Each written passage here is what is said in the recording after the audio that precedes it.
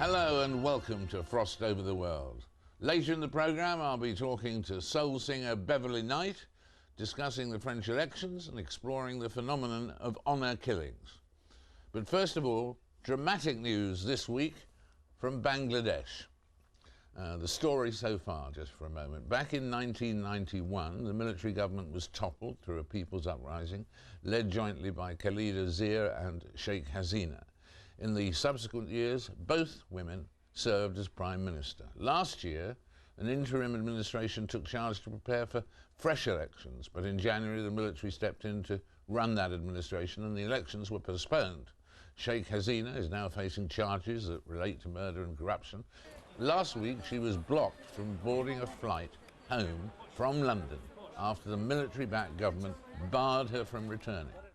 But now there's amazing news this week about that, and we're delighted to be joined by the former Bangladesh Prime Minister, Sheikh Hasina. Welcome. It's so good to have you with us. Now, the dramatic news this week was that the government, having stopped you going back to your own country, has changed their mind, and now, as of Wednesday, you're free to go back. Well, yes, thank you very much for giving me this opportunity. It's wonderful to meet you here. And you're very correct that first they put cases against me, they issued warrant against me. Then I think it is a tremendous pressure from people of Bangladesh, home and abroad, then world leaders, and especially the world media.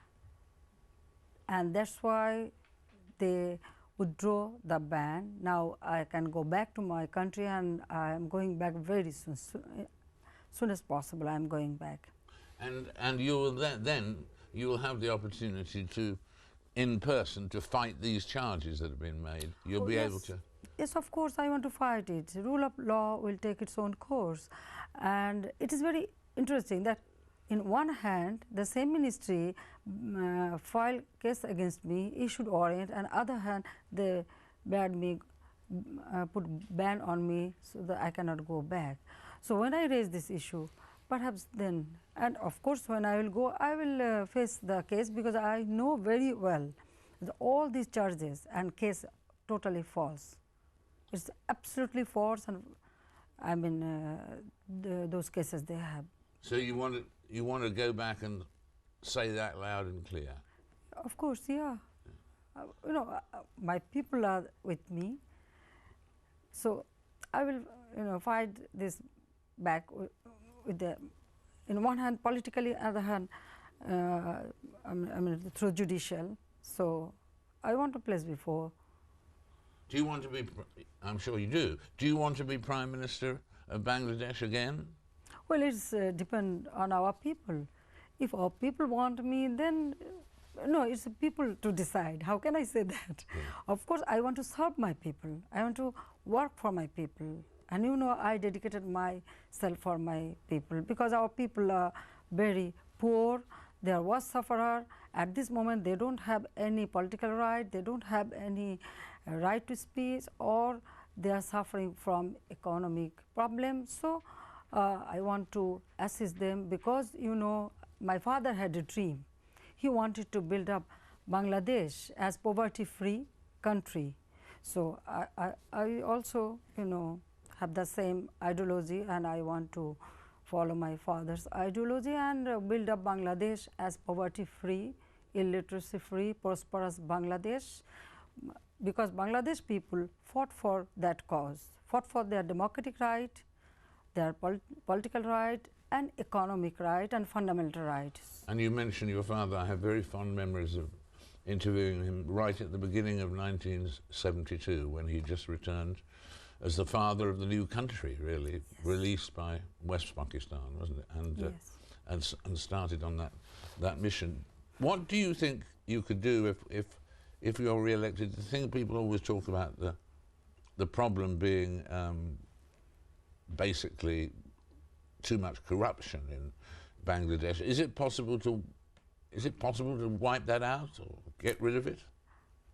Actually, what happened, you know, 1975, when father of the nation was assassinated and military government took over power illegally. So they corrupted the whole nation. When you are not an elected government, when there is no democracy, then you cannot get the transparency or accountability. And when there is no accountability and transparency, obviously what happened? The corruption, nepotism, terrorist activities, all those things take place. So corruption is there, but during my time, when our government, our Bangladesh Awami League was in power from 96 to 2001. Yeah.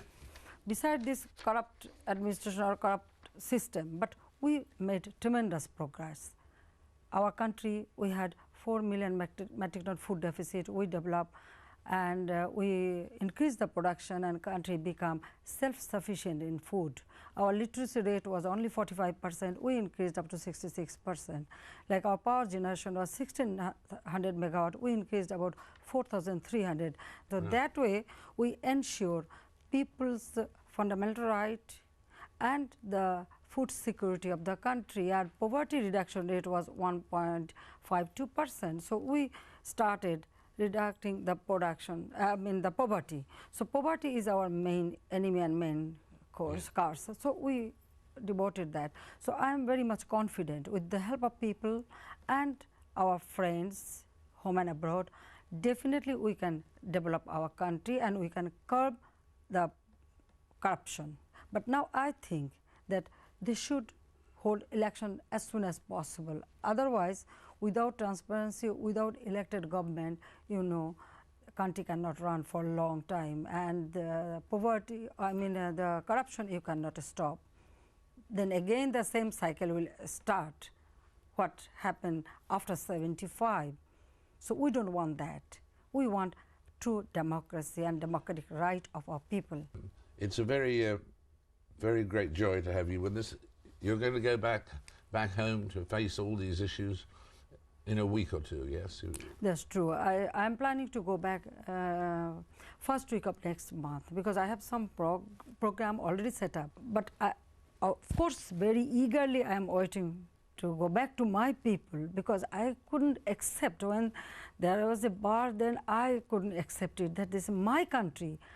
I am the citizen of the country, and as you know, under the leadership of our father of the nation, these people of our country, they led the movement for their liberation, for their democracy. So how can they stop me? I am the daughter of the father of the nation. I was the prime minister. I was member of parliament 4 times. And I struggled for democracy, for fundamental right of my people, and I devoted myself for my people. I spent most of the time with my people. So how can they stop me? I couldn't, accept it. Well, they're not stopping you anymore, and we wish you a very safe journey. Thank you very much. And now from Bangladesh to South Africa. After this short break, we'll be talking to South Africa's Minister for Security. See you then.